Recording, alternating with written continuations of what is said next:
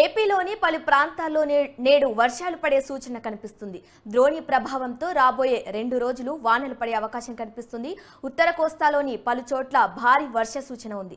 శ్రీ పొట్టి శ్రీరాములు, నెల్లూరు, తిరుపతి, కృష్ణా, ఎన్టీఆర్, గుంటూరు, బాపట్ల, పల్నాడు, ప్రకాశం జిల్లాలో పలు ప్రాంతాలతో పిడుగులతో కూడిన తేలికపాటి వర్షాలు పడనున్నాయని వాతావరణ శాఖ తెలిపింది.